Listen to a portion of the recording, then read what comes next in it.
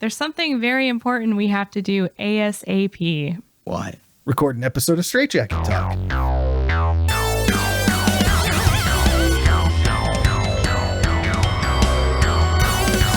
Does this make me look like Nicole Kidman? No. No.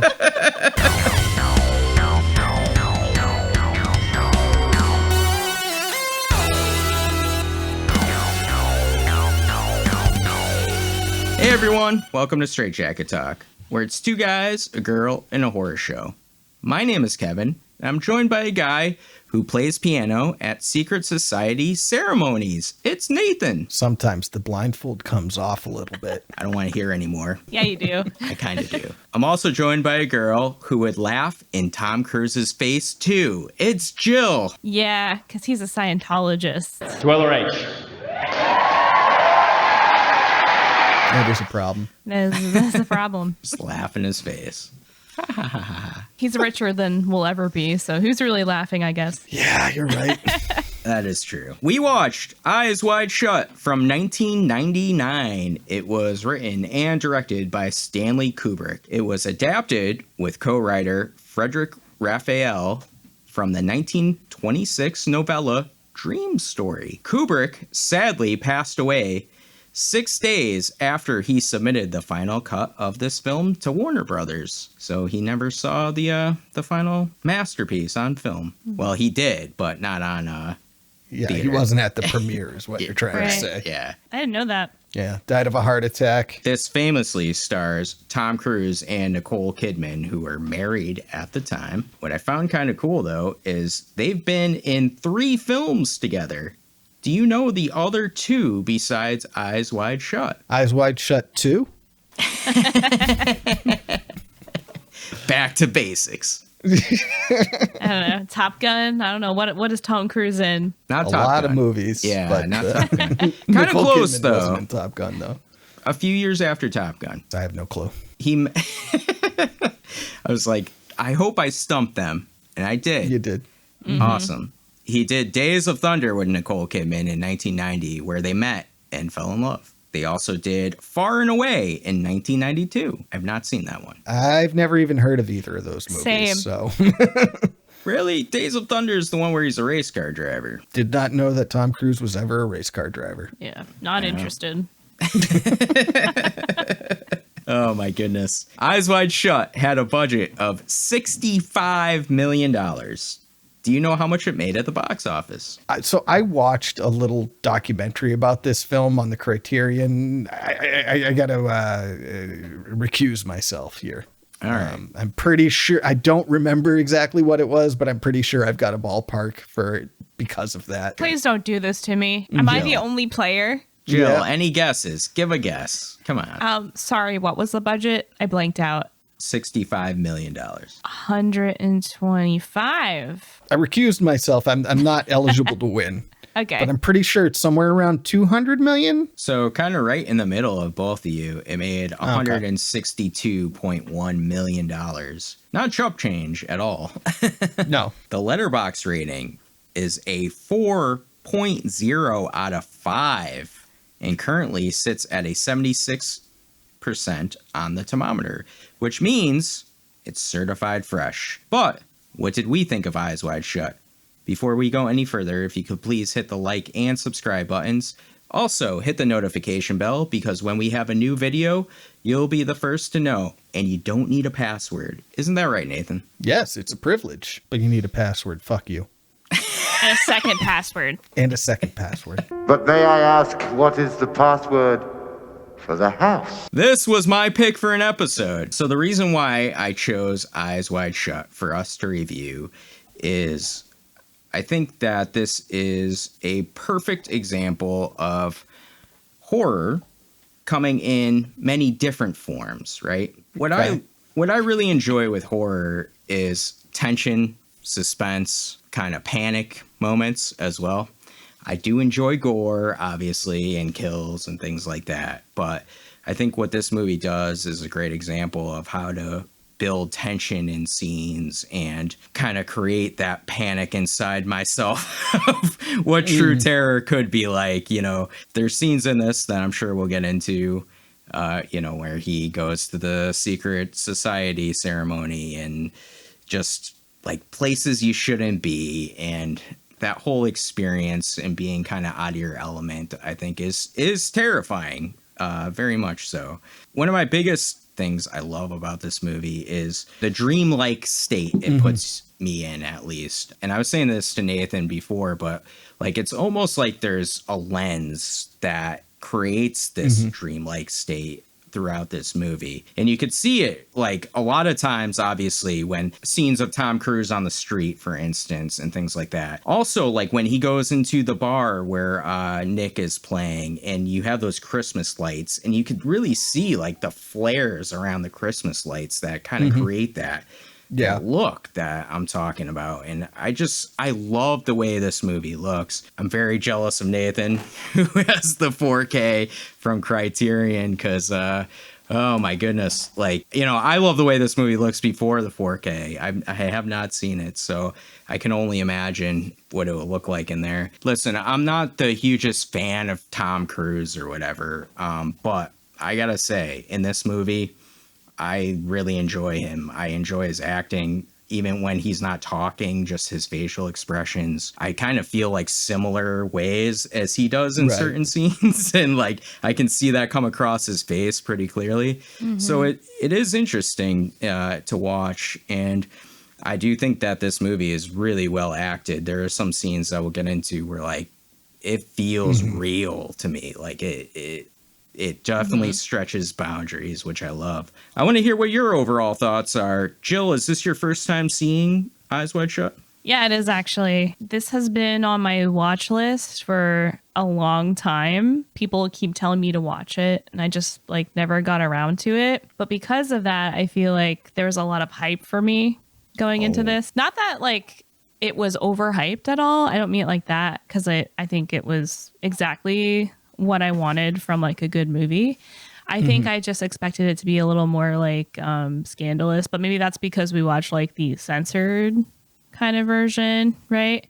Instead of I don't think the uncensored version is that much more scandalous. Okay. There is some imagery during the orgy scene that is extremely graphic, but it's just that. So if it's not going to make the movie overall more scandalous, you're just going to see more sex acts. Yeah. Okay. I don't know. I just expected it to be more about like that kind of secret society of, these rich and powerful people, like trafficking people and stuff. So I didn't expect that whole like Tom Cruise and Nicole Kidman storyline, but I actually really like that. Going back to what you said, Kevin, I watched Interview with a Vampire not too long ago, and that has Tom Cruise in it. I don't like Tom Cruise like as a principal, but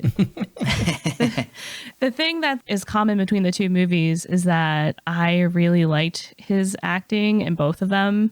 And no matter how much I want to hate him, he's just like so charismatic and so good. Yeah.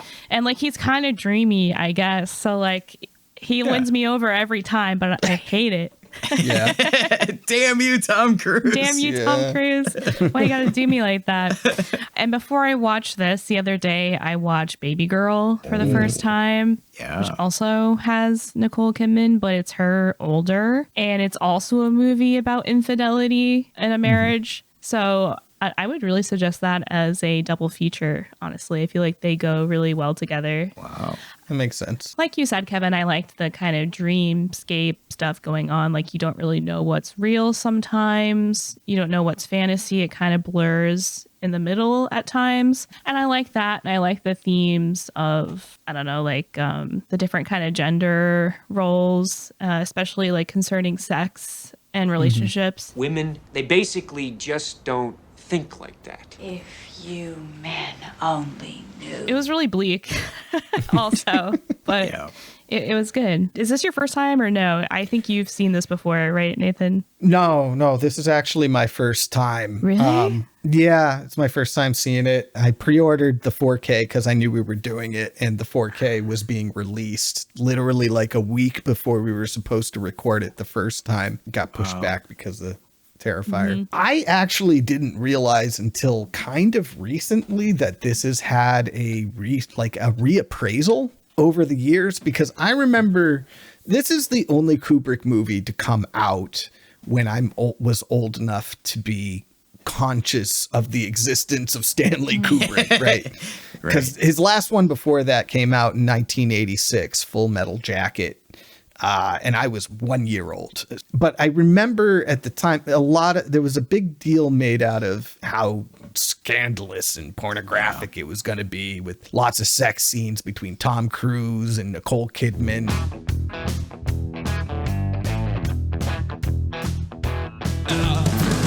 Eyes Wide Shut. Both of them were at the height of their fame in 1999. Like, you couldn't get bigger than that. But it got really mixed reviews. And I always kind of thought that this movie was supposed to be like the disappointment of a Stanley Kubrick swan song. And it wasn't until the past couple of years I realized that it's been reappraised in the same way as something like Twin Peaks Fire Walk with Me or Jennifer's Body, that was sort of panned when they came out. This is my first time seeing this movie, and I like it a lot. It was a lot different than what I was expecting. Same as you, Gill. I was expecting more of the secret society stuff and more crime and all that.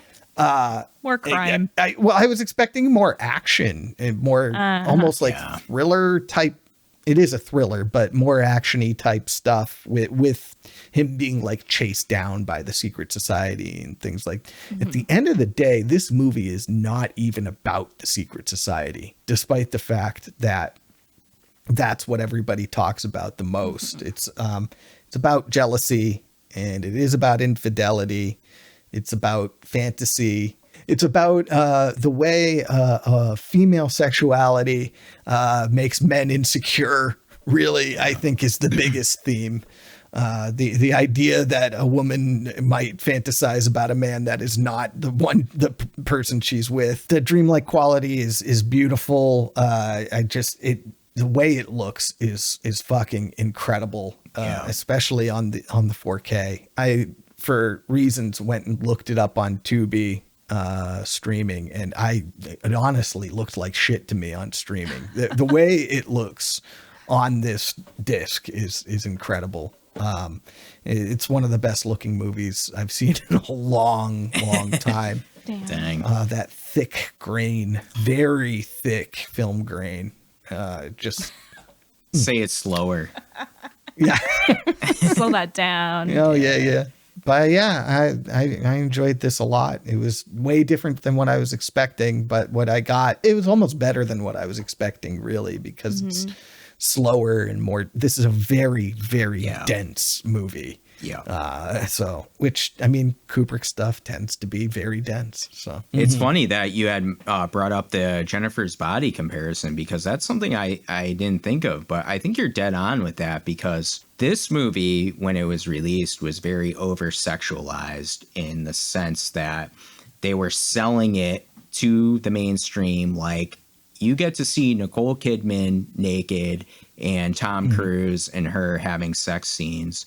And everybody was kind of like, whoa, like, really? Like, Nicole Kidman? Like, she's, like you said, Nathan, she's at the height of her popularity. Like, where are you going to find this? So, like, we got to go and see this. Maybe that's part of the reason why the box office is so well. But like you said, I remember the same thing. It was panned a lot. Yeah. Initial release. It seems like it's changed. There was also this feeling where people were saying, because Kubrick died, it wasn't actually fully his movie.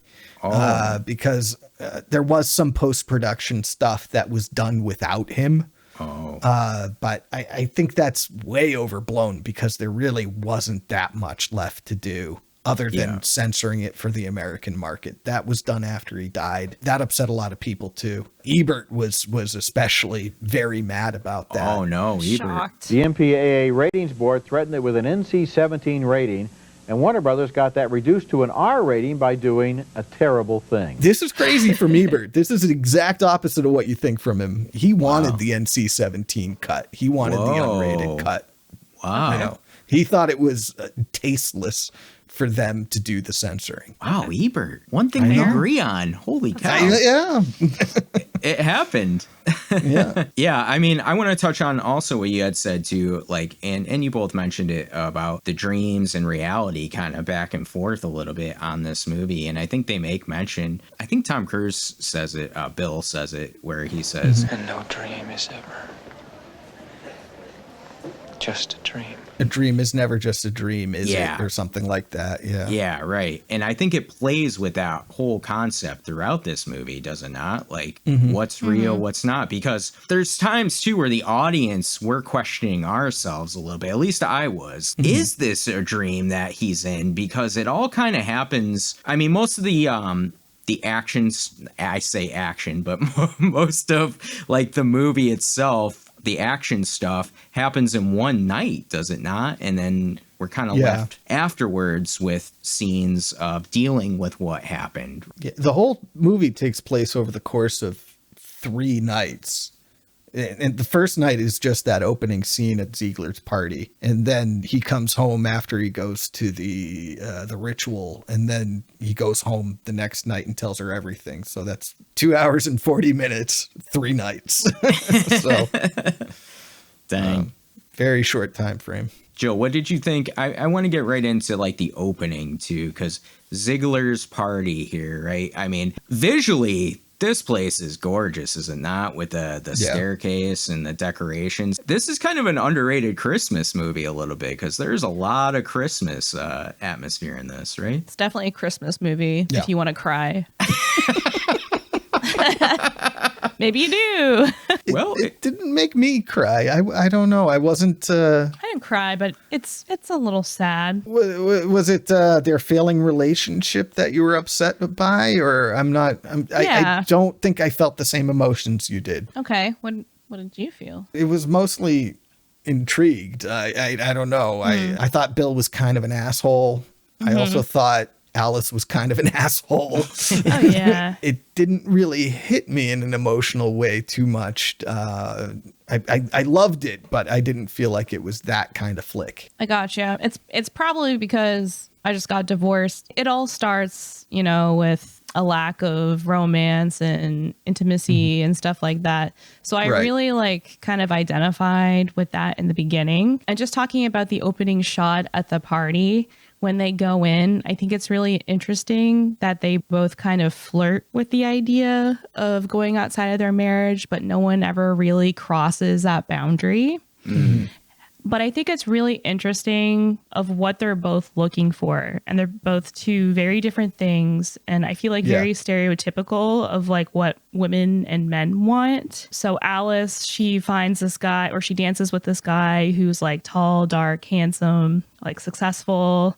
And he seems to kind of like care about, I don't know. She doesn't really like care about her. He's but he a gives creep, her I was gonna attention. say. He gives her attention and he like praises her. Don't you think one of the charms of marriage is that it makes deception a necessity for both parties? And he's charming, and that's kind of what she wants to hear.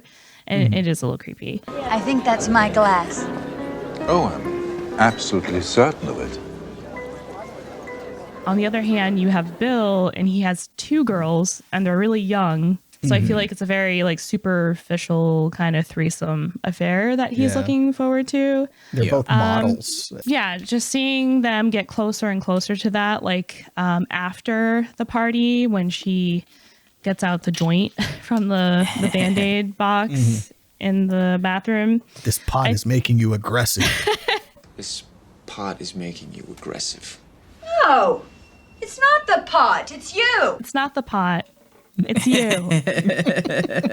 I love that scene, but it was also like kind of crazy to watch because she's straight up telling him things that I feel like are really brave. I don't know if I would go into that much detail about my sexual fantasy. At no time was he ever out of my mind. I don't think it's brave. I don't think it's not nice. No, it's go on. And it's what sets everything up. It's what sets everything up. But I was like, damn, like I would never do that. Like that's crazy. No. And Yeah, sorry, Okay. go ahead.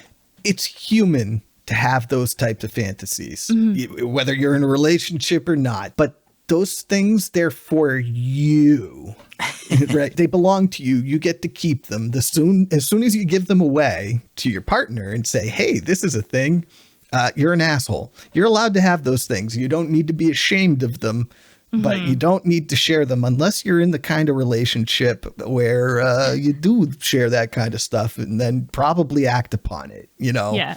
You know, unless you're That's a going to different key situation. parties, don't tell your partner about that stuff. It's just intentionally making them insecure. It's kind of mean.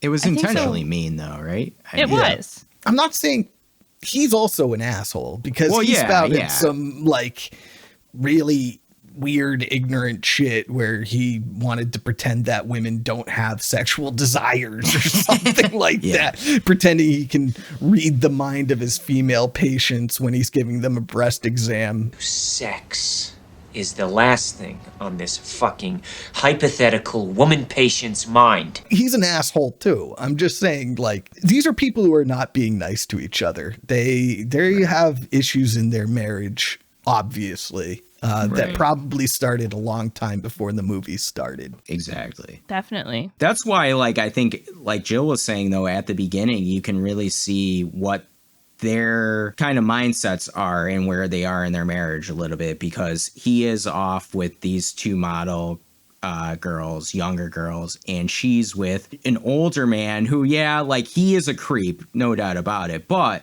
he's also, like, asking about her. He's making her feel wanted. May I ask why a beautiful woman, who could have any man in this room, wants to be married? She's probably looking for, that isn't there, that Bill is not giving her, I think that is a very good, what's the word I'm looking for? Paradox? Juxtaposition?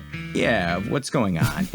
I heard, though, that Nicole Kidman was actually drunk while she filmed that scene of her dancing with that man. Oh, wow. Yeah, she apparently she said that she personally has been in very similar situations in her life with somebody like that and dancing and stuff. So she thought it was like to put herself like completely in it, like to actually be drunk and have that kind of acting experience there. So it kind of comes off pretty realistic, in my opinion, like of how she's acting. So This movie is amazingly acted. You both said that you don't really like Tom Cruise. I'm going to go against the grain and just say I love Tom Cruise. Yeah. I don't like him. I don't like the Scientology shit. I don't like the anti-psychiatry shit, but that's like personal stuff about him. Right. Anytime I see a movie with Tom Cruise in it, he's amazing in it. Like if there's a bad movie with Tom Cruise in it, he's not the problem. So yeah, I agree with you 100%. I can't say like I've seen many bad Tom Cruise movies. Like even his like stupid action movies, he's still good in them. Like, I don't know. I like the Mission Impossible movies. I don't even give a shit. Yeah. They're dumb, but it's fun. You know what? And connecting this to the scene Jill's talking about with them smoking pot and Alice giving Bill her fantasy there. This to me is one of the best acted scenes I've seen in cinema. Like, I love this scene. Like, the way they're both acting seems so real to me. I mean, it was genuinely like, you lose yourself in this scene. Time is going by and you're like, okay, well, whatever. It doesn't matter because just everything, their emotions they're going through. It's like a roller coaster at times. And even at one time, Alice like gets down on her knees and like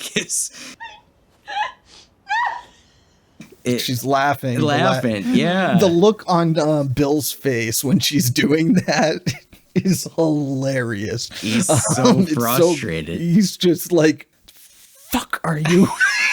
He's so mad. Yeah. I mean, it's powerful because she has the power in this scene, does she not? I mean, and he doesn't know how to react to this because also I think it goes into who he is as a character, that he is a doctor. Like, he's very clinical and thought out and stuff. So I don't think like necessarily gets how to be this emotional person that maybe she needs. I don't know. Her monologue in that scene is just fucking incredible. I think that scene goes on for like a good 10-15 minutes or something, and you're just enraptured by it the entire time. They're just talking and smoking weed. Yeah. I love the scene. I think, and Gill said it best though. This is like the starting gun, is it not? Like everything that kind of happens, I mean, happens from this point. Mm-hmm. Yeah. I mean, if she hadn't gone into her sexual fantasy about the naval officer, I think he probably would have gone over to that dead man's house and then just come home. Mm-hmm. This seemed like a random scene, right? Like, first off, wait a minute, I got a question. What kind of doctor goes to like a patient's house after they're dead? I mean, Kevin, I have no idea if that's a thing or not. I think it's normal for some doctors. Like, I'm from a really small town, and yeah, that would be pretty normal, actually. That and like church leaders do that sort of thing. And also, I think rich people die in their homes, whereas us poor people, we die in facilities. So the doctor's already there when we die, you know, so. That's a good point. Did they say what type of doctor he was? He's just I think a general. He's just a GP, yeah. Yeah. I just thought this was a random scene where like the daughter like starts kissing him. I guess there's some backstory that we're not led to believe here, or she's just vulnerable. And well, I think it's just the theme of the movie is it's just as important as the orgy scene. It's all him sinking into this insecure depression. It's almost, he's trying to get revenge on his wife for something that didn't actually happen. Mm-hmm. And so he's got this opportunity to get that revenge, but he ends up not taking it. It's all a part of the journey of the movie, from this to the prostitute to the costume shop to the orgy. It's all different levels of infidelity, basically. So I don't think it's that random. With her too, though, that's why I was thinking like this is kind of a random scene. It for me, it lent into like this being more of a dream too, where it's just like you have those like things where you're like, whoa, why is this person doing this? Like, this isn't their normal thing or whatever. So, and her fiance is Kyle MacLachlan. You've already got Kyle MacLachlan. Do you need Tom Cruise? She needs them all. Yeah, she needs them all, I guess. I never realized how similar Kyle MacLachlan and Tom Cruise actually look until I saw this movie. I thought he was just like wearing like a different wig or something for a second. Yeah. They're doppelgangers. Do you guys know who played the prostitute Domino? Did you recognize her? No, actually. Well, she's got pretty nice yabos. It's Vanessa Shaw, who plays Allison from Hocus Pocus. Max likes her yabos. No way. Oh, okay. I didn't realize that at all. Yeah. Well, she grew up. Yeah, a little bit. A little bit. Actually, this is a scene I really like too, where he goes into her apartment because you almost see the different class systems, right? In this a little bit. We get those shots of his nice apartment on the west side, and he's got that huge Christmas tree, and everything looks put away and nicely kept. And then you go into her apartment and she's got like the little, like, it almost looks like a bush tree. And she's got just shit everywhere. And he's like, nice tree. Nice tree. I don't know why, but that line cracked me up. This is great acting too, because he is very uncomfortable here. Like, obviously, like I don't think he's ever been with a prostitute before. Like, he doesn't know how it works or whatever.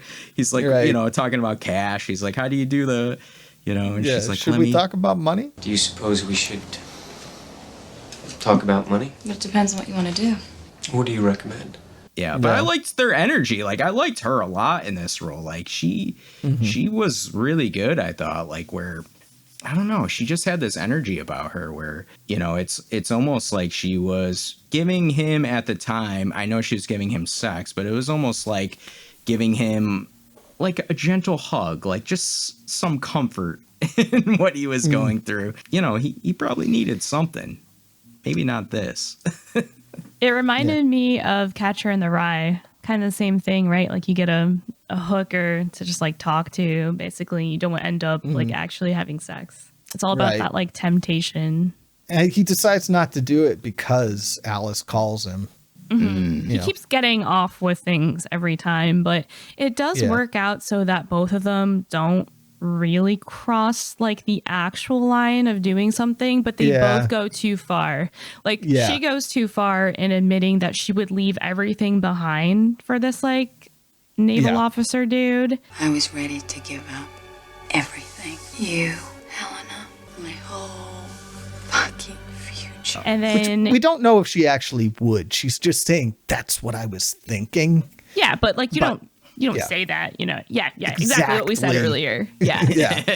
And then he goes too far several times, like going to that girl's house. Like I feel like he was very tempted. There's a lot of times where he was tempted and he would go a bit further, but he doesn't actually do anything. So there was that. There was Domino and going to that masquerade party. I feel like something would have happened probably if he never got kicked out. I feel like he would go too far, but he just didn't like have the opportunity. Right. I don't feel like he was like struggling too much with his morality. You can take that right back to the very beginning of the movie when he's talking to those two models at Ziegler's party. And and he says, "Where exactly are we going?" Where the rainbow ends. Where the rainbow ends. We're going to the end of the rainbow. Yeah. And he's like, but where exactly were they going? For real? Like, and would he have gone there? Because they had intentions for sure, and he wasn't stopping them. He was interrupted by Ziegler being a prick. Is it okay if I get some clothes on her and get her out of here? No, I'd keep her here for another hour. Another hour? I guess all the characters are kind of bad people, aren't they, when you think about it? Yeah. Ziegler's the worst of the three, but... Hold up. We need to talk about the guy who owns the costume shop and what he's doing with his daughter. And by the way, if the good doctor himself should ever want anything again, anything at all, it needn't be a costume. Oh my shit. God. Talk about bad people. Yeah, he's a bad guy. And I liked him. I liked him a lot before we find that out. He was just a silly little guy. Yeah, exactly. He was like comic relief in this movie that is very serious. It falls too fast. I have some problem with my hair, you know? It's starting to fall down too fast. Look at this. I'm afraid this really isn't my field. It's right here. Too bad he's a dirtbag. What was that scene where like the two people were in there with the two dudes and his daughter in that fucking place? That was so weird, but it was like so out of place, but it was so funny when it was happening. Yeah, it was hilarious. You see, she's deranged. Doctor, sorry to keep you waiting. Again, another dream type of idea. Like, what is this scene? Yeah. You know? Yeah. But I do think it all sort of makes sense and connects when you think of, because it's all sort of fantasy scenarios the night of. Yeah. And then the next day, it all sort of falls apart. Like all of the fantasies would have ended in disaster had he been able to go through with them. And that's sort of the point. Do you think maybe he starts realizing like, hey, these roads are not going to lead me down the path I truly want? Especially I came to that understanding when he's told by Domino's roommate that she was HIV positive. She got the results of a blood test this morning, and it was HIV positive. Right. That seemed that's like exactly what I'm. That's that falling apart. You know, that's that him realizing I had this opportunity to do this thing and I didn't, and it would have ended in disaster if I had. I mean, it still ends in disaster for Domino. We shouldn't forget that. But it's, especially this movie was made in 1999. AIDS was still pretty much just a death sentence unless you were Magic Johnson. Right. These days it's not. But in 1999, it was a different story. So. Plus, she's got no money, so yeah, it's such a sobering moment, not just for like him as a character, but for the audience too, because you're like, oh wow, here are the grave circumstances and like the consequences of his actions, which he like finally starts to latch on to. And I think that also feeds into that whole theme of like dreams and fantasy, and then what's real. The fantasy starts to kind of fade away when like the reality starts to set in of like how badly things could go. That's so true. For sure. This culminates in the big set piece of the masquerade party, or I guess it's really a secret society ceremony. I mean, as a masquerade party. And I got some big questions here. Things that I've always struggled with this movie. Bill kind of imposes on his old friend Nick Nightingale. You know there is no way on earth that you're going to leave here tonight without taking me with you. What a badass name. That can't be his real name, can it? He wasn't a pianist when Bill met him. He was still in Doctors don't have stage names, so. I wish they did. That would be cool. Yeah. Dirk Diggler. Yeah, Dirk Diggler. As my doctor. Oh, man. Boogie Nights is the kind of movie that makes me wish this was just a movie podcast and not a horror movie podcast. We can fit these in. I want to talk about it so bad. But sorry, we're way off topic. No. Yeah. So, I mean, he imposes on his friend. He's kind of giving him these insights of, hey, I play piano.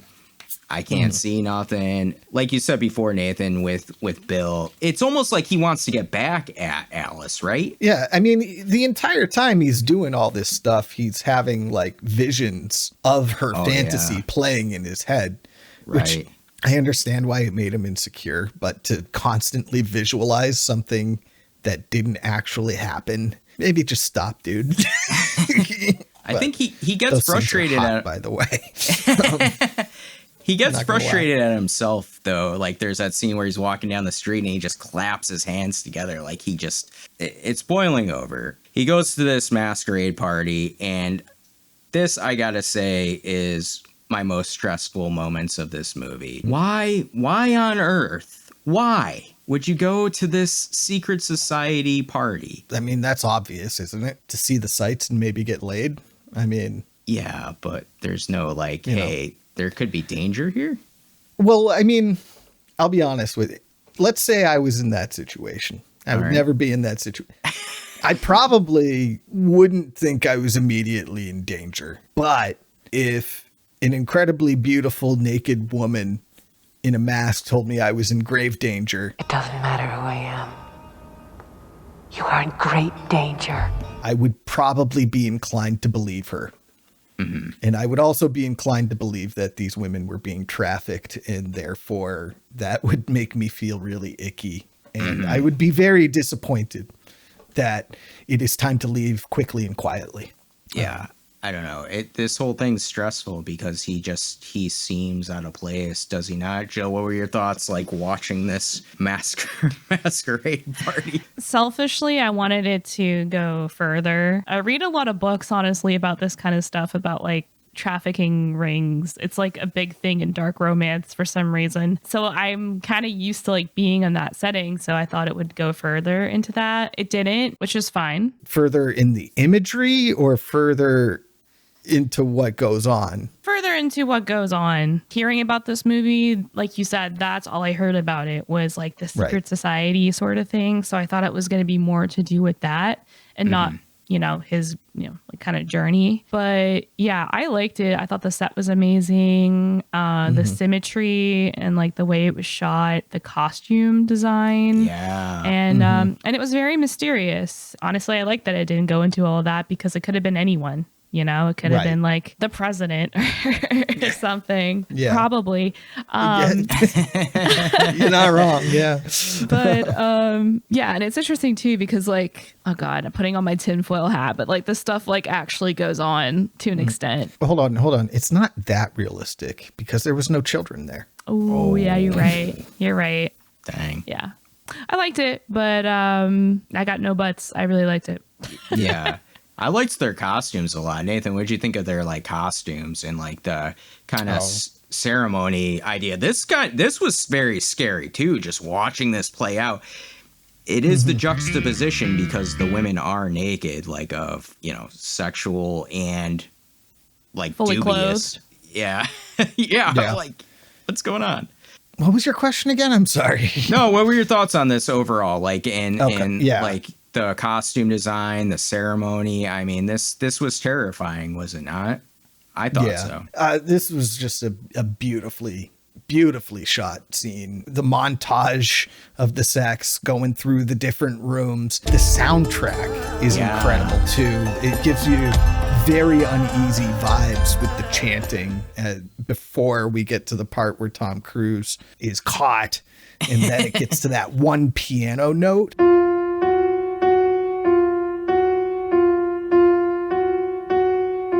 The piano player's obviously hitting the key extremely hard, and it's like emphasizing the clacking of the key, and it's so dissonant and like hard to listen to. No, I love this scene. And it's funny, you guys love this scene too, even though you haven't really seen it. Yeah. Oh, yeah. Apparently. This is the part with all the censorship, actually. Yeah. That's something like I would want to see more of, is just the uncut. Nothing was cut.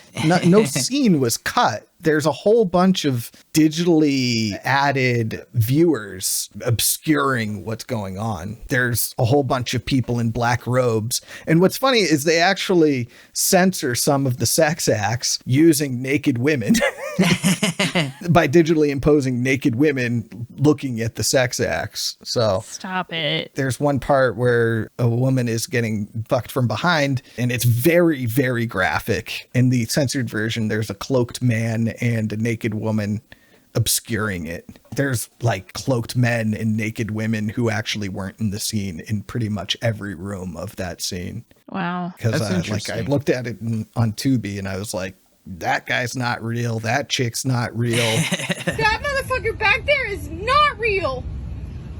And you can sit on this plane and you can fucking die with them or not. Can you put the meme in where it's like, I was that planning on it. Okay.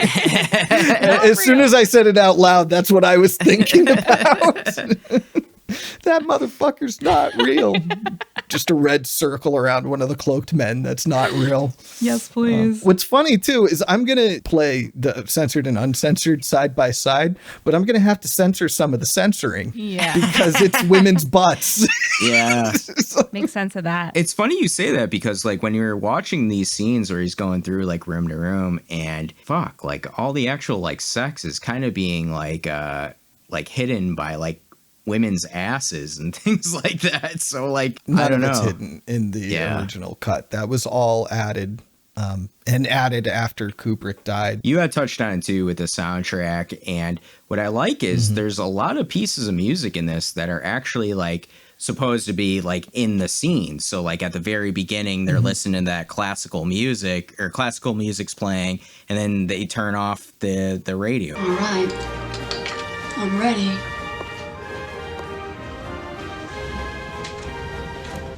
And then this, like the ceremony, right? You got Nick, he's playing on the ceremony as it's going and all that stuff. Yeah. So that, I thought that was cool to incorporate like actual music with the scenes. Like you said, that piano key, just that to me, it's like so scary. And it happens when you know he's fucked. Like he's brought in that room and you're like, fuck! But may I ask, what is the password for the house? I got sweaty in this scene every time, because you're like, how's this gonna go? It's nerve-wracking. It was nerve-wracking both. I saw it twice, because the first time I saw it, I didn't want to take notes because that interrupts your viewing. Right. Both times it was nerve-wracking. It gets you in the pit of your stomach. It really feels like he's gonna die. Here's my question. Was he going to die here? We find out that the woman who tried to get him to leave sacrifices herself, right? For him. Take me! I am ready to redeem him. What do you think? Like, what's your thoughts? Do you think he was gonna die here? He was fucking toast. Yeah. Yeah. If he didn't, get out of there. I was really mad at him for sticking around and getting her in trouble. Like, clearly she's gonna get in trouble. Like, she even said, like, her life is on the line. Will you come with me? That's impossible. Why? Because it could cost me my life. But yeah, they would have killed him 100%. So you don't believe Sidney Pollack when he's Ziegler there? Suppose I said that all of that was staged.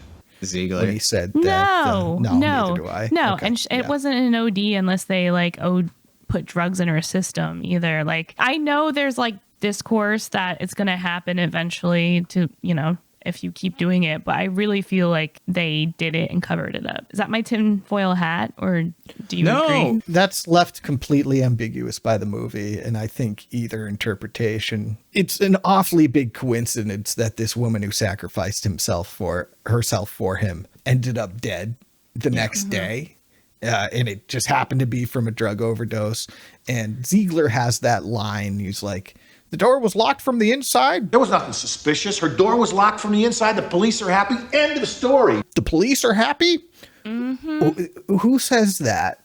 Like, who says that unless they're bragging about their cover-up covertly, you know? Plus, Ziegler, he blows his cover a little bit because he gets caught in the lie. He tells him, like, he's like, Bill, wonder if I told you everything you saw was fake and it was made up. Right.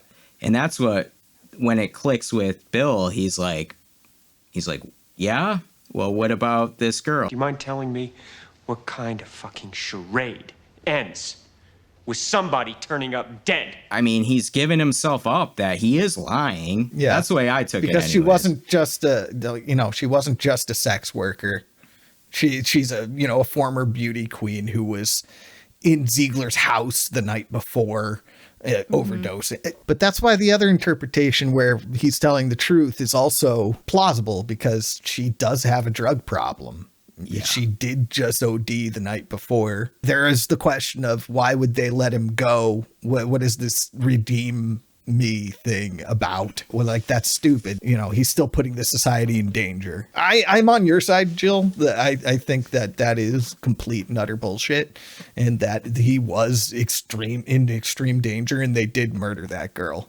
But both interpretations, there's evidence for both. Which blurs the line between reality and fantasy again, or dreams. Right. Like, once again. But two things. Maybe she's like being coerced into doing drugs, or maybe that's like her escape if she's being trafficked, which I think she is. Right. Second thing, what about, was it Nick Nightingale? Do you think, I feel like he never made it on a plane. I think he's dead. He's dead. That was another question I had. Nick Nightingale's dead, right? I noticed Mr. Nightingale had a bruise on his cheek, and to be perfectly honest, I also thought he looked a little scared. Yeah, 100% he's dead. I mean, again, the two interpretations, but I'm on the side of, like, none of this was fake and Nick Nightingale is dead. Yeah. In theory, that means Bill killed this woman and he killed Nick Nightingale with his actions. I mean, he didn't the cult do it. Killed them. Yeah, I know that he bears some responsibility, but there's a cult of sex traffickers. They tend to be the ones who are at fault for murders that they commit. Yeah, but you know what I'm saying. Like, his actions caused subsequent actions. Yeah. Everyone gets kind of burned by him during this night. Like, the girl with HIV, that doesn't have a direct consequence from her encounter with him, but something bad happens to her. Yeah. The other girl ODs. Nick is probably dead. That underage girl is being pimped out by her fucking dad. Oh. Yeah. And the way they did it, too, it wasn't graphic in any way, but they just put that concept in your brain and say, hey, live with that. You know, you have to think about what is going on with this poor girl. Ooh, another like really powerful moment too was in the morgue when he's looking like into the eyes of the girl who OD'd or whatever. The camera was on that for a long time and it was very unsettling. Yeah. It's very effective. I thought he was going to kiss her for a second. I thought so too. Yeah. She was going down like, and I'm like, no, she's dead. That's. I thought he was just going to kiss her forehead or something like that, and say thank something you. Sweet. Yeah, something sweet, not not dying for me. Yeah, because I wouldn't leave. If we're really getting into responsibility here, Nick Nightingale had a responsibility not to fucking blab to his friend. I played blindfolded last time. The blindfold wasn't on so well. Bill, I have seen one or two things in my life, but never Never anything like this. True. You're kind of agreeing with Ziegler there. No, yeah. Listen, if I'm Nick Nightingale, I'm not telling anybody shit because, like, I'm afraid there's going to be murders. Yeah, he should know, like, what type of, I don't know, maybe he's blindfolded so he doesn't see, like, the seriousness of it.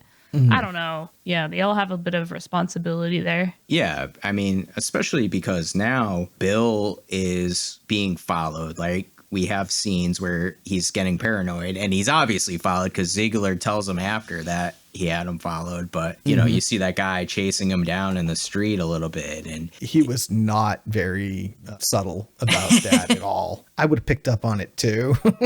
Like, and I'm oblivious to my surroundings.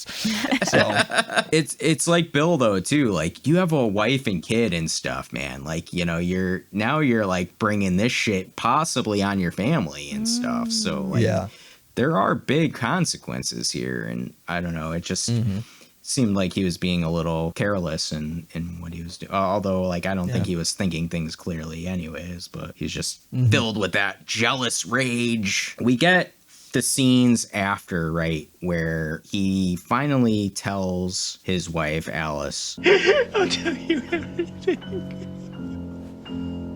I guess. We don't see it on screen of what's been going on because he comes home and she's got the mask. Right, she found the mask, and question is, well, did she find the mask? How did that mask get there? We don't know. Ooh. Did they break into the house and put it next to her? Oh, just as a message. Hey, this is something we can do. Dang. Oh my God, Nathan, I love it. I didn't even think like of a threat. That is crazy. Or this is a theory I've heard put out there. Yeah. Was Alice one of the girls at the party? Okay. That is a great thing to think about here. What if this isn't a sex trafficking thing? What if this is an orgy thing? And she tells him about her dream. Right. And her dream takes place at an orgy. I was fucking other men. So many. I don't know how many I was with. When he just came from an orgy. So that's quite a coincidence too, isn't it? That's what I was thinking. I was like, so the second dream she's telling him about that he comes in on her, like, laughing to herself asleep. She's always laughing at him. What the fuck? She's not very nice. But this dream is her, I guess, her just being banged by a bunch of dudes, and he's like watching her, like a la the masked party he went to. Exactly. You're right. Like, is this coincidence? I don't know. In my opinion, the answer to that question is actually yes. But there's so much in here that we just don't know. It's just questions that we never have answered, because it's very plausible that she's that much of an asshole that she left her kid in the room and just went out, you know, like. Well, they have a babysitter. Maybe they had the babysitter come over. I guess. I don't know. How's she going to explain that? I don't know. That would be crazy. And then maybe, like, she set up Bill, like, throughout this, like. You guys are on one right now. Wow. You were making fun of yourself for the tinfoil hat thing. Now we're both like, me and Nathan have big tinfoil hats. You guys are wearing it. Yeah. Yeah. I mean, I don't know. This leads to the ending of basically, I guess, him coming clean with her on everything he's been doing. We don't see it. So, like, we don't know everything he said. I mean, did he say everything that he went through? Like, even thinking, because he thinks Nick Nightingale is dead, right? And he's seen that the girl that saved him's dead. So, does she know all that? I kind of assume so, because this scene did feel like the breaking down point for him, where he's just so utterly destroyed by everything he's been through that he's saying, I'll tell you everything. I'll tell you everything. So I'm ready to assume that he actually did tell her everything, because he was just in that broken emotional state, you know. He just breaks down and cries. And I even love the scene after where they're like, it looks like they've probably been up all night and they both look bloodshot eyes and the sun's kind of coming in. And Jill, do you think he told her everything? I would hope so. Yeah. I think I was just under the assumption that he hadn't told her everything yet, but probably just about, like, the infidelity bits, maybe. So, I mean, this is Christmas morning? No, they never actually get to Christmas. Oh, okay. Helena says, I hope Santa brings me this for Christmas, about the big teddy bear. Gotcha. So. Yeah, so they're in the toy store. This is something I saw in another video, and I didn't go back and check it. I don't know if you know this, Nathan. I know the theory, and I don't like it. There's the two guys there, right, in the background that have been following him the whole time. They were at the party. We have different... if it's the same actors or the same extras, I didn't realize that. But I know that the theory is that they gave Helena to the sex cult. Oh. Because she sort of walks off, and there are those two men in the background when she walks off. Mm-hmm. Oh, hell no. Yeah, it doesn't. That's icky. That's ickier than it needs to be. It doesn't track to me. It doesn't make sense to me. There's been this clip of Quentin Tarantino's co-writer, Roger Avery, that's kind of gone viral. He was on the Joe Rogan show. I know. I'm sorry. Should be. Yeah. And he was saying that he had the original script, and it was in there that it was explicitly shown. You see those two guys walking off with the daughter. They're taking her away. They've given their daughter to the pedo cult. But he's this weirdo conspiracy theorist dude, and I just don't believe him. Or even if it is in the script, I think Kubrick made that change. He was talking about it was recut after Kubrick died, but no, none of them will tell you that. The movie was recut and changed after his death. And they will deny it. His daughter won't tell you that. His wife won't tell you that. Nicole Kidman won't tell you that. Tom Cruise won't tell you that. The entire cast and crew won't tell you that. Yeah. They're all just Sworn amazing at secrecy. keeping fucking secrets. Suck my dick. I hate that shit. Anyway. The way I like to think of it with those two guys in the background is they're just following him to make sure that he's keeping up to his end of the bargain. Is it two extras from earlier in the movie? Is that the case? Like I said, I didn't go back and look at it. The video claimed they're the two gentlemen that are at the party at the beginning. You can see them briefly as they walk into the party. All I know is my gut says maybe. Okay, which means they're friends of Ziegler's. But what are your thoughts? And Helena does walk towards those two men. And she gives him an awkward look on the way. But you just have to get Helena out of the fucking shot in order for them to have that conversation. Right. It's going to be awkward no matter what you do. They have to have this conversation, right? I think Bill is I don't know how she's taking this. Maybe our marriage is over. And he's kind of waiting on every word and stuff. Jill, what are your thoughts on this ending? I had seen a lot of reviews back in the day that people were pissed at this ending. They thought it just was very anticlimactic and nothing really gets resolved here. What are your thoughts, though? I think it's pretty realistic. A lot of times when this stuff happens in relationships and marriages, stuff does tend to get swept underneath the rug in order to move on and try to fix things. What do you think we should do? Maybe. I think we should be grateful. Grateful that we've managed to survive through all of our adventures. And it is bleak because how do you come back from something like that? How do you move forward when even before you did all this stuff, you were having problems? That brings me to, I was going to save it for my favorite quote. Going with that theme of reality versus fantasy is also the dreams, right? And them being asleep the whole time. The important thing is we're awake now, and hopefully for a long time to come. And I really liked that as a concept. They were asleep and just not self-aware of their behavior and stuff. And they neglected their marriage because of that. They both had dreams and fantasies, but they were never just dreams, like they said, because every dream, even all the choices that came along with it, they did lead to harmful consequences. Them being awake now, I don't really know, honestly, if they are going to stick to that and actually work towards it and not seek out other people. How do you guys feel about that? Because I feel like it's pretty bleak. Like, I feel like things are not going to get better for them, and it's probably just going to like continue to be shitty. I think the point of the ending is that it's not resolved, because how do you really resolve that? You don't. Like, the marriage is either over or they move on. Like, there's nothing they can do to make up for any of these things they did. He did much worse than she did. She said some things that she shouldn't have, and it was an asshole thing to do, but he actually went out and sought sex with another person. Yeah. I mean, I don't know. I have no idea. It's one of the two. They'll make her or they won't.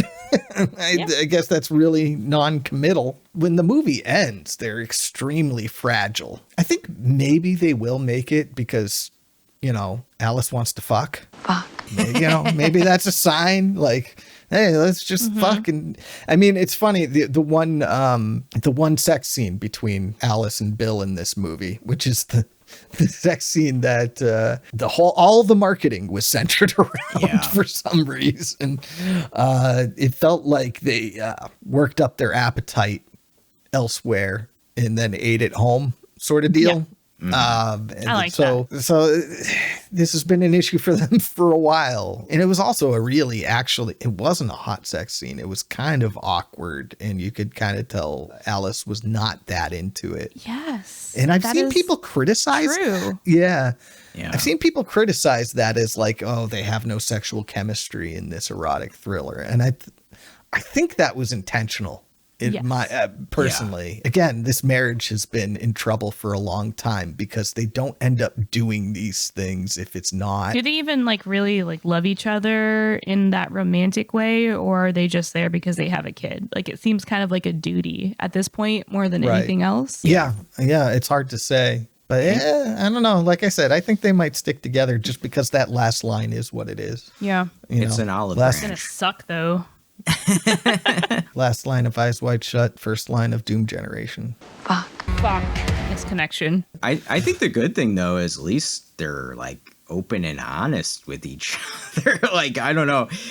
There is a line to this honesty for sure, because it does lead to insensitivity too. So, I mean, I think that's the point too, like you said, is leaving it open-ended, and there is an olive branch there for them to move forward. And, you got to ask yourself too, like the stuff with the secret society, how is that going to come into play? Like, can he move on from that? I mean, if he leaves them alone, are they going to leave him alone? Right. So everything's kind of open, I think, for discussion of what could happen, which, again, I enjoy as an ending because things go on without the audience. And I like that. There's no definitive answer.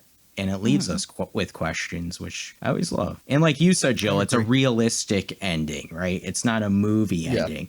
You had great scenes of realism throughout this movie. Why would you do like a movie ending?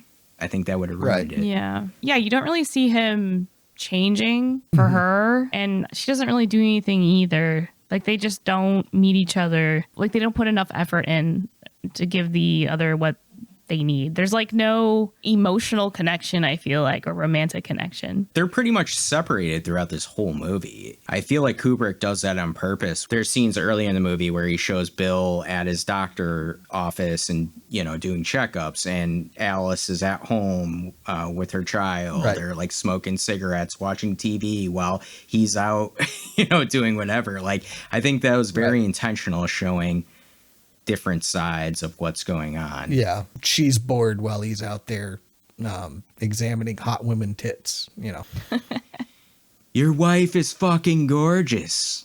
Oh my God. Best opening shot of any movie ever. I agree. Cinema. Just Nicole Kidman. My God. When she does that mischievous little smile that she does sometimes, you could fucking melt. With that, with her eyeglasses down, holy smokes! Oh. That little white number she's wearing. All right, we're gonna need the hose. Is there anything else that you want to talk about? Yeah, this movie is set in New York, but it wasn't filmed in New York. It's filmed in the UK, right? It's filmed in the UK. Yeah, they had a photographer in New York go around and take pictures of different things in New York, and then built sets. So basically, become his eyes of New York City. Village streets, stores, just photograph. Then he started saying, maybe you should just come here. It was incredible. It was shocking. It was New York City, everything that I measured and that I built and saw. And then it was like quirky also. Just crazy. Kubrick wouldn't come back to the U.S. Kubrick was afraid of flying. That's what he said. Yeah. Okay. Tinfoil hat time. They also used rear projection. So she took some footage of New York and they projected it behind Tom Cruise for certain scenes. And then, some of the B-roll is actually just footage of New York that the photographer he hired sent him. You couldn't tell, though, in my opinion. Like, this looks and feels like New York. No, I just assumed they filmed it in New York until I saw this interview with the photographer. That's really cool. And also, there's no filter on the camera, by the way, Kevin. Oh, okay. They used a development technique called force development, where they underexpose the footage, but they develop it for longer to get it brighter and more contrasty. What this basically means is you leave the film stock in the chemicals for a longer time, getting maximum brightness out of the print. Force development is not a science. It can have an effect on being slightly over or slightly underexposed. From a DP's point of view, you don't want that. But that also results in more grain, which is why the grain is so thick in this movie. After we did the lighting test of the opening scene of that whole thing where the party scene, they come down the stairs. And of course, you could see the grain. The grain was there. Nice thick grain. Keep saying that. So thick. It is very thick. It's very, the thing is the compression on streaming makes it so that it's way less pronounced too. So if you're watching the 4K, it's way more pronounced than even what you see. I love it. I really do. I would love more movies shot like this. It's such like a stylized shot. It reminds me of like Dean Cundy stuff with like his cinematography, just so stylized, like because it feels like art in a way, like something different. A lot of the times the lights you see, the Christmas lights and stuff like that, are the lights that they're lighting the scene with. Like they're not using the big ass movie lights. There were no film lights. It was all Christmas decoration lights. That was the sole source of lighting. And he had pushed the film in the camera and he had pushed it at the lab. And so he'd got this wonderful grainy glow. Which, ends up with the underexposed footage that they then used force development on to get brighter. And you know what? I think too, like going off of you, like on that, this is a great movie to like go on YouTube and just put your tinfoil hat on and dive down these rabbit holes because there's so much stuff on it. And it's almost like the movie has a movie outside of it too. Right. Yeah. It's time for Quote or Kill. We're going to give you our favorite quote in the movie or our favorite kill in the movie or both. We don't really see a kill on screen. I'm going to go with my favorite quote. It's the very ending line. There is something very important that we need to do as soon as possible. What's that? Fuck. Mm-hmm. I really like that the last line ever in a Kubrick movie is fuck. I don't know why, but that brings a smile. It's great. It's so, I don't know. It's like powerful in a way. It's poetic. Yeah, it is poetic. Jill, how about you? Briefly mentioned mine earlier. Also at the end where Alice says, the important thing is we're awake now and hopefully for a long time to come. And that just goes back into what I was talking about earlier. They were asleep for some time and now they're awake and more aware of their actions, I guess. And I like that also tied into the title of the movie, Eyes Wide Shut, because their eyes are open, but they're not seeing anything. And you have that blend into fantasy. So yeah, I thought that was cool. And I really enjoyed all that stuff in the movie. What about you, Nathan? So my favorite kill is Bill Harford's ego during Alice's monologue. So you would. That's awesome. That's awesome. And my favorite line was actually in her monologue where she said, And at that moment, my love for you was both tender and sad. And sad. And I was like, I don't really know what that means, but it sounds really mean. Yeah. Like, our love is sad after you went through this whole thing about this. I don't know. It was like a poetic insult. That's true, too. Yeah. Apparently. Yeah, apparently. I also love like how she because she's high too, but she goes into like her voice, like talking about like him like feeling up women and like squeeze. Need to save a clip of that. Oh my god. It's great. Well, it's time for our letterbox rating. We're gonna rate this movie. Sorry. It was funny when she said it, and then it's funnier when you said it. I'm sorry. Oh my god. Letterbox rating. Here we go. We're gonna rate this movie from 1 to 5 stars. I had something very morbid, but I'm gonna stick with a better one. 5 is Alice's tits. 1 is Ziegler's tits. Oh yeah, we do get a shot of Ziegler's tits in this movie, don't we? Oh god, he's a disgusting human being. Jill, why don't you go first? I am going to give Eyes Wide Shut a 4.5 stars because I really liked it. The acting was really good. The soundtrack was good and unsettling.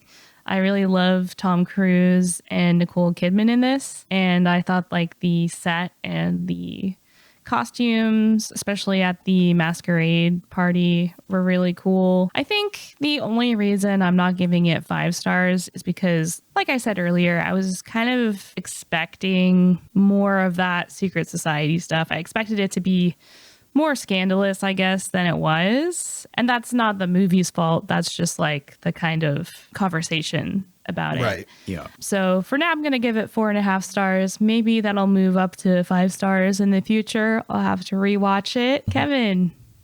Yeah. What about you? I'm tag teaming with you on this. I also have Eyes Wide Shut as 4.5 stars. This actually is my favorite Kubrick movie. Love The Shining. It's probably number 2, but this one I just like a little bit better. Like I've said so many times, I love the way this movie looks. I love the acting. The acting's phenomenal. We didn't really talk about Nicole Kidman's acting, but because I think like she doesn't get shit on as much as Tom Cruise, but she's phenomenal in this movie. To me, this is one of her best movies. Like I don't know, she has such an incredible performance in just that monologue scene. Like I'm telling you, like that monologue scene is like one of the best acted things I've seen. It's so good. And you know what? There's a scene later where there's Ziegler and Bill talking at Ziegler's place with the pool table and stuff. And that's a really good scene too, of just tension, and there's no music. And this feels like an old school movie that's just built on really good acting and the tension between everybody. That's something that you can't like put in a script almost. Like it's conveyed through these actors, which I think is very rare. Nathan said it's a little slow going. I think that's really my only criticism of this. But I don't remember saying that. Oh, I thought you said it was slow or slower pace. No. Maybe I said that. Rewind it. Find it in editing. It was almost better than what I was expecting, really, because it's slower. Yeah, I think that's my only criticism is it is a slow pace, which means, and it's a longer movie, which means you have to really kind of dive into this one and be into it. And I promise you, I think the payoff's good if you really sit with this movie and give it a chance. I don't think it's going to hit for everybody. I don't think it's super horror. Like I said at the beginning, there's no real graphic kills or anything like that, but man, the terror is real in here. Like I said, I sweat every time I watch that scene where Tom Cruise is pulled into that secret meeting there and they know that he's fucked up because he didn't know the second password. There was no second password. I kind of like that there wasn't one too. I like that they tricked him. Idiot. Yeah. Nathan, how about you? Yeah, I guess we're going 4.5 across the board. Whoa. Here. Yeah, it's just not my favorite Kubrick movie, but it's up there. I like The Shining better. I like Doctor Strangelove a lot, but yeah, I love the way this movie looks. I love the way this movie is constructed, that it's like a journey. I love the acting. I love that there's so much to dig into and how dense the narrative really is and how much you have to think about its themes to get the most out of it. It's just, it's an amazing movie. 4.5 stars. The only reason it's not 5 stars is really because I need to make room for movies I like better than this one. There's really, I don't have a criticism. I wouldn't even say. No, that you talked about. No, I didn't. I don't think it's slow paced. I think every scene is compelling. Yeah. Even when they're just talking, it's compelling conversation. That's the right word for sure. Compelling is 100% right. This is only the second movie we've all agreed on our ratings for. Yeah. It's pretty crazy. That makes sense. What's the other one? Jurassic Park got all 5s. Yeah. Okay. I'm happy that you both like this so much too, especially on your first viewing of it, because it's a different movie. Like it, I don't know. It's not Jurassic Park. Yeah. I'm glad you picked it. It was something different and it's been on my list. So thanks for finally getting me to watch it. It's funny. It actually kind of reminds me of a Scorsese movie called After Hours. The way it's constructed, I guess, where it's just like a journey. You go this place and this happens. Because, I mean, After Hours is very much a comedy and this one's not. I mean, that's really what this is a journey, and we're there along for the ride. Well, that does it for our episode on Eyes Wide Shut. But we'll be back after the new year with a new episode, and we're going to be reviewing Poltergeist. Ooh. Yeah. They're here. But until then, have a happy new year, and back to the padded room with you. You know what we need to do.